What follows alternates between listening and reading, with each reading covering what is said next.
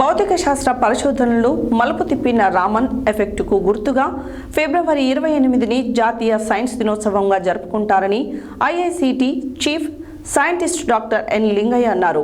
బుధవారం national science day సందర్భంగా నల్గొండ జిల్లా నాంపల్లి మండల పరిధిలోని పస్నూరు జిల్లా పరిషత్ ఉన్నత పాఠశాలలో Indian institute of chemical technology Tarnaka హైదరాబాద్కు చెందిన సైంటిస్టులు విజ్ఞాన ప్రదర్శన ఏర్పాటు చేసి విద్యార్థులకు సైన్స్ పట్ల అవగాహన కల్పించారు.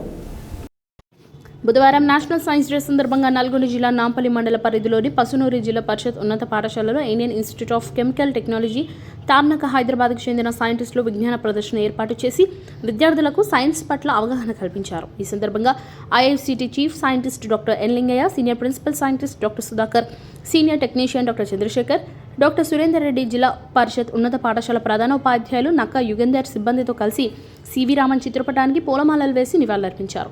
అనంతరం విద్యార్థులను ఉద్దేశించి మాట్లాడుతూ భౌతిక శాస్త్ర పరిశోధనలను మలుపు తిప్పిన రామన్ ఎఫెక్ట్ గుర్తుగా ఫిబ్రవరి 28ని జాతీయ సైన్స్ దినోత్సవంగా జరుపుకుంటారని అన్నారు. ప్రతి విద్యార్థి బాగా చదువుకుని భావి భారత ఇంజనీర్లు, సైంటిస్టులు కావాలని సూచించారు.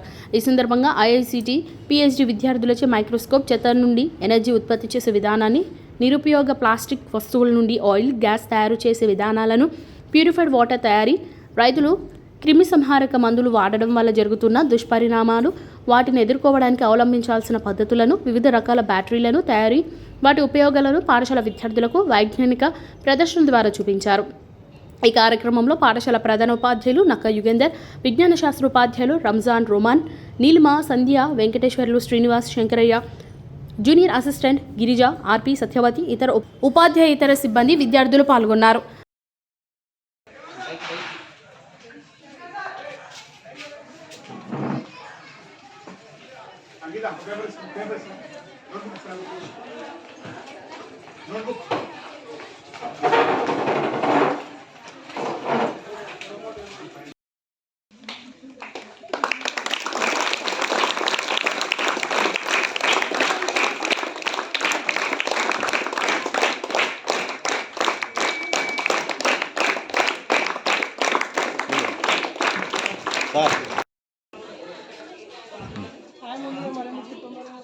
ప్రస్తుతం మనము నాంపల్లి మండల పరిధిలోని పస్నూరు జెడ్పిహెచ్ స్కూల్లో ఉన్నాము. ఇక్కడ నేషనల్ సైన్స్ డే సందర్భంగా ఐఐసిటిసి చీఫ్ సైంటిస్ట్ ఎన్ లింగయ్య గారితో ఉన్నాము. ఇక్కడ ఉన్నటువంటి వాతావరణం ఎలా ఉంది, విద్యార్థులకు వాళ్ళు ఎలాంటి అవగాహన కల్పించి ఒకసారి వారి మధ్య తెలుసుకున్నాం. నమస్కారం సార్. నమస్కారం అండి. సార్, ఇక్కడ ఈ పస్నూరు జెడ్పిహెచ్ హై స్కూల్లో ఈ సైన్స్ డే సందర్భంగా మీరు ఏర్పాటు చేసినటువంటి ప్రోగ్రాంలో పిల్లలకు ఎలాంటి అవగాహన కల్పించారు? నేషనల్ సైన్స్ డే సందర్భంగా Telangana academy of science, CSR, IICT జిజ్ఞాస తరఫున ఈరోజు ఈ జెడ్పిహెచ్ఎస్ పస్నూరు స్కూల్ని మేము ఎంచుకోవడం జరిగింది. ఇక్కడికి మా పరిశోధనా సంస్థలో జరుగుతున్న వివిధ పరిశోధనల్ని ఈ స్కూల్ పిల్లలకు వివరించి వాళ్ళని శాస్త్ర విజ్ఞానం పట్ల అవగాహన పెంచాలని, వారిలో సైన్స్ యొక్క ఉత్తేజాన్ని, సైన్స్ యొక్క ఉపయోగాన్ని, అవసరాన్ని తెలియజేయాలని మేము మా రీసెర్చ్ స్కాలర్స్ తీసుకొని ఇక్కడికి వచ్చాము. సో మేము ప్రస్తుతము అవసరమైనటువంటి పరిశోధనలు ఎగ్జిబిట్స్ ఇక్కడ పెట్టాము. వాటిని మా పిల్లలు విపులంగా మోడల్స్తోని వివరిస్తున్నారు. సో దీనివల్ల ఈ విద్యార్థులకు కొంత సైన్స్ పట్ల అవగాహన, ఎందుకంటే సైన్స్ పట్ల రోజు రోజుకు కొంత అవగాహన తగ్గుతుంది. సో వారిని సైన్స్ పట్ల అవగాహన పెంచి మన దేశానికి ఉపయోగయుక్తంగా మలచాలనే ఒక మా ప్రయాసం. దానికి Telangana academy of science popularisation science programme కింద ఈరోజు మేము ఈ పాఠశాలకు రావడం జరిగింది. సార్, అదేవిధంగా ఇక్కడ ఉన్నటువంటి విద్యార్థులు కానీ వారు మీకు ఎలాంటి సహకారం నుంచి ఇక్కడ ఉన్నటువంటి హెచ్ఎం గారు నక్క యుగేందర్ సార్ మీకు ఎలాంటి ఫెసిలిటీస్ కల్పించారు, మీకు ఎలా అనిపించింది ఇక్కడ అట్మాస్ఫియర్? ఈ స్కూలుకు సంబంధించిన ప్రధాన ఉపాధ్యాయులు యుగేందర్ గారు, మేము ఇంతకుముందు నాంపల్లి స్కూల్లో చేసినప్పుడు తను వచ్చి దాన్ని గత 3 సంవత్సరాలుగా ఈ స్కూల్కు రావాలని మమ్మల్ని రిక్వెస్ట్ చేయడం జరిగింది. ఈరోజు ఈ సైన్స్ డే సందర్భంగా ఆ అవకాశం మాకు కలిగింది. చాలా మంచి ఏర్పాట్లు జరిపారు. విద్యార్థులందరూ చాలా ఉత్సాహంగా పాల్గొంటున్నారు. తర్వాత తోటి ఉపాధ్యాయులందరూ యాక్చువల్గా వాళ్ళు మమ్మల్ని రిసీవ్ చేసుకున్న విధానం కానీ, వాళ్ళు ఎంకరేజ్ చేయాల్సిన విషయాలలో కానీ చాలా అద్భుతంగా అనిపించింది. ఇక్కడ మేము విద్యార్థులతో కొన్ని వాళ్ళు ఈవెన్ సైన్స్ పట్ల అవగాహన ఉన్నప్పటికీ మేము ఇంకా కొన్ని విషయాలు మేము ల్యాబొరేటరీలో ఎటువంటి పరిశోధనలు చేస్తున్నాము అనే అవగాహనను కల్పించే ప్రయత్నం చేశాము. సో అది వివరిస్తున్నప్పుడు విద్యార్థుల యొక్క ఉత్సాహం మరింత రెట్టింపైనట్టుగా మాకు అనిపించింది. సో మాకు ఈ అవకాశం ఇచ్చినటువంటి స్కూల్ కానీ, టీచర్స్ కానీ, ఈవెన్ కొలీగ్ లింగయ్య సార్ గారు ఇక్కడికి తీసుకొచ్చినందుకు మేము ఎంతో హ్యాపీగా ఫీల్ అయ్యాము వాళ్ళ ఎగ్జైట్మెంట్ చూసినప్పుడు. Thank you sir. అదేవిధంగా ఇక్కడ ఉన్నటువంటి మనము జెడ్పీహెచ్ఎస్ పసునూరు హెచ్ఎం గారితో మాట్లాడదాము. అసలు ఇక్కడికి తీసుకురావాలని, ఈ సైంటిస్ట్ని ఇక్కడ తీసుకొచ్చి విద్యార్థులకు అవగాహన కల్పించాలని వారికి ఎందుకు అనిపించింది ఒకసారి వారి మాటలు తెలుసుకుందాం. నమస్కారాలు. ఈరోజు మా పాఠశాలకి తెలంగాణ అకాడమీ ఆఫ్ సైన్స్ మరియు ఐఐసిటి వాళ్ళు, సిఎస్ఆర్ వాళ్ళు కలిసి మా పాఠశాల రావడం సంతోషంగా ఉంది. గత 5 సంవత్సరాల నుంచి మేము వారిని కోరుతున్నాము. గ్రామీణ ప్రాంత విద్యార్థులకు కూడా సైన్స్ పట్ల అభిరుచిని, శాస్త్రీయ వైఖరిని, మరి వాళ్ళు కూడా అటువంటి సైంటిస్ట్ కావాలి, లేదా పెద్ద పెద్ద బాగా ఇంజనీర్లు గాను, లేకపోతే డాక్టర్లు కానీ చేయాలంటే పెద్ద సమాజంలో ఉన్నటువంటి సైంటిస్ట్ని తీసుకొస్తున్నటువంటి ఇన్స్పిరేషన్ కలుగుతుంది. అలాంటి ఉద్దేశంతో మన ప్రాంత విద్యార్థులు కూడా ఈ ప్రాంతం కాబట్టి ఈ ప్రాంత విద్యార్థులు కూడా అభివృద్ధి చెందాలి, అభివృద్ధిలోకి రావాలనే విశ్వాసంతో వీళ్ళని తీసుకురావడం జరిగింది. వచ్చినందుకు మన మనస్ఫూర్తిగా వాళ్ళకి కృతజ్ఞతలు తెలియజేస్తూ. Thank you sir.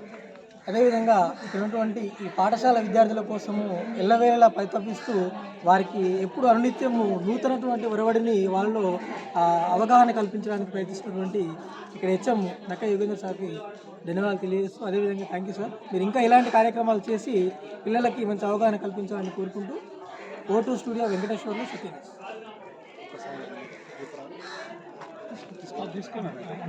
Biologists biology పనికొస్తుంది. ఇంకా మీకు ఇంకా బయోమైనర్ కూడా వస్తుంది. అప్పుడు వేస్ట్ అవుతుందా? అవ్వట్లేదు కదా. ఏమేమి వస్తున్నాయి? గ్యాస్ ఫస్ట్ బయోమైనర్ చెప్పండి. బయాలజీ దాని తర్వాత గ్యాస్ దేనికోసం స్టవ్ చేసుకోవడానికి, కుకింగ్ అండ్ లాస్ట్ లో అలాగే కరెంట్ కూడా మనం ప్రొడ్యూస్ చేసుకోవచ్చు. మనం కరెంట్ని డైలీ ప్రొడ్యూస్ చేసుకుంటే కోల్ యూస్ చేసుకొని చేస్తారు. కోల్ తెలిస్తే బొగ్గు. అలా కాకుండా మనం చెత్త నుంచి కరెంట్ ప్రొడ్యూస్ చేసుకోవచ్చు. దాని నుంచి మనం కరెంట్ బిల్ తగ్గించుకోవచ్చు. అలాగే మనకి మెస్లో పెట్టే ఫుడ్ వేస్ట్ అంతా అయిపోతుంది కదా. అలాంటి ప్లేస్లో ఇలాంటి ప్లాంట్ పెడితే మనకు స్కూల్కి కావాల్సిన కరెంటు, స్కూల్కి కావాల్సిన లైట్లు కావాలని అంతా మనమే ఫుడ్ చేసుకోవచ్చు, అన్నీ వాడుకోవచ్చు కదా. సో చెత్తని చెత్తగా వాడుకోకుండా సైన్స్ యూజ్ చేసుకుంటే మన చెత్త నుంచి చాలా రకాలమైన ప్రొడక్ట్స్ తయారు చేసుకోవచ్చు. ఎందుకు వాడాలి మనం మైక్రోస్కోప్ ని? ఇంకా మీరు ఒక చెరువుకి వెళ్ళారు అనుకోండి, మీరు ఒక ఎన్ని రకాలు ఉంటాయి micro organisms? Bacteria, fungus, protozoa, algae, virus. Micro organisms మనకి హెల్ప్ చేస్తాయా, హార్మ్ చేస్తాయా? రెండు చేస్తాయా? వైరస్ కూడా మనకి హెల్ప్ చేస్తుంది, హార్మ్ చేస్తుందా? హెల్ప్ చేస్తుంది వైరస్. సరే, ఇప్పుడు సపోజ్ మీరందరూ ఒక చెరువుకి వెళ్ళారు అనుకోండి. ఆ చెరువులో నీళ్ళు మనం తాగొచ్చా తాగకూడదా అన్నది మనకి ఎట్లా తెలుస్తుంది? మన కళ్ళతో చూస్తే అవి వైట్ గానే కనిపిస్తాయి కదా. సో అట్లాంటి టైంలో మీరు ఒక చెరువుకి వెళ్ళినప్పుడు కానీ, లేదా ఒక పొలంలో చెట్టుకి పురుగు పట్టిందా అని తెలియడానికి, ఆ చిన్నవి చూడడానికి ఈ మైక్రోస్కోప్ ని మనం వాడవచ్చు. Carbon dioxide pheromone application technology. దీని ఉద్దేశం ఏంటంటే రసాయనాలు జరగడం వల్ల ఆ పురుగులని కాకుండా అన్ని పురుగులను చంపేస్తాం. పెస్టిసైడ్స్ వాడడం వల్ల ఆ పంట డ్యామేజ్ చేస్తున్న పురుగునే కాకుండా అన్ని పురుగులను చంపుతున్నాం. కానీ ఫెరమోన్ అప్లికేషన్ టెక్నాలజీ వాడడం వల్ల ఆ పంట డ్యామేజ్ చేసే పురుగు ఏదైతుందో వాటిని మాత్రం ట్రాప్ చేస్తాం. Environment eco friendly. Pheromone trap, pheromone application, pheromone trap, తెలుగులో లింగాకర్షణ పుట్టాలి. ఓకే. సో ఇలా ఎట్లా అంటే పురుగులు ఏదైతే లైఫ్ సైకిల్ బటర్ఫ్లై అడల్ట్ అనే స్టేజ్ ఉంటుందిగా ఎగిరే పురుగు చీతాకొక చిన్న టైప్ ఆ స్టేజ్లో ఈ రసాయనాలు వెదజల్లుతుంది, రిలీజ్ చేస్తుంది. ఆడపురుగు జనరల్గా ఆడపురుగు రసాయనాలు రిలీజ్ చేస్తుంది. మగ పురుగు ఆ స్మెల్ని ఐడెంటిఫై చేస్తుంది. చూసి మగ పురుగుని కలవడానికి ఏం లేదు, ఇక్కడ కమ్యూనికేట్ కావాలి. మరి ఉపాధ్యాయ సిబ్బంది విద్యార్థులందరికీ కూడా మరొకసారి జాతీయ సైన్స్ దినోత్సవ శుభాకాంక్షలు తెలియజేస్తూ ఈరోజు మరి పి రామన్ గారు రామన్ ఎఫెక్ట్ అనేటువంటి ఒక కొత్త ఆవిష్కరణ జరిగిన రోజు. ఆ రోజును పురస్కరించుకొని ఆయన గుర్తుగా మరి మన దేశంలో సైన్స్ దినమాన్ని జరుపుకుంటున్నాం మనం. అసలు సైన్స్ అంటే ఏంటి? విద్యార్థులందరూ ఇక్కడ చూడండి, అక్కడ వాళ్ళు మీకు చూపిస్తారు. తర్వాత ఆనందంగా సుఖంగా సంతోషంగా జీవించడానికి ఉపయోగపడేదే సైన్స్. మనం ఈరోజు ఆనాటి నుంచి ఈనాటి వరకు నాగరికత ఏ విధంగా అభివృద్ధి చెందింది, మనిషి యొక్క అభివృద్ధి ఏ విధంగా సాగింది, రోడ్డు ప్రయాణం నుంచి నింగిలోకి దూసుకెళ్తున్న రోజులు ఈరోజు రాకెట్లో ప్రయాణం చేస్తున్నాం మనం. ఇవన్నీ కూడా ఎక్కడో ఉన్నటువంటి దృశ్యాలను మనం మన ఫోన్లో చూసుకుంటున్నాం. ఈరోజు మీ కళ్ళ ముందే ఎక్కడో అమెరికాలో ఉన్నతోటి మన మారుమూల ప్రాంతమైనటువంటి పశువుల నుంచి కూడా మనం వీడియో కాల్ చేసుకుంటున్నాం. రోజు కూడా వాళ్ళతో మాట్లాడగలుగుతామంటే ఇదంతా దేని వల్ల జరిగింది? సైన్స్ వల్ల జరిగింది.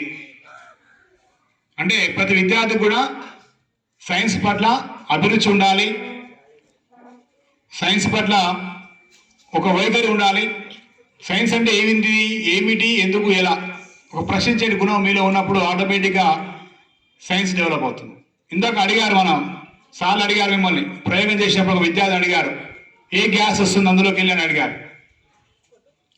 ఆ గ్యాస్ యొక్క ఆ వాయువు యొక్క లక్షణాలు ఏంటని అడిగారు.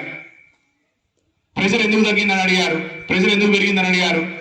అలాంటి క్వశ్చన్లు మీకు రావాలి. అలాంటి ఆలోచన మీకు వచ్చినప్పుడు మీరు భావి శాస్త్రవేత్తలుగా, రాబోయే రోజుల్లో శాస్త్రవేత్తలుగా ఎదుగుతారు. మనం అనుకుంటాం శాస్త్రవేత్త కావాలంటే పెద్ద పెద్ద పుస్తకాలు చదవాలి, పిహెచ్డి చేయాలి, కొత్త విషయాలు కనుక్కోవాలని అవసరం లేదు. మన పరిసరాల్లో మన చుట్టూ ఉండేటువంటి సమస్యలకు పరిష్కారం కనుగొనడమే సైన్స్.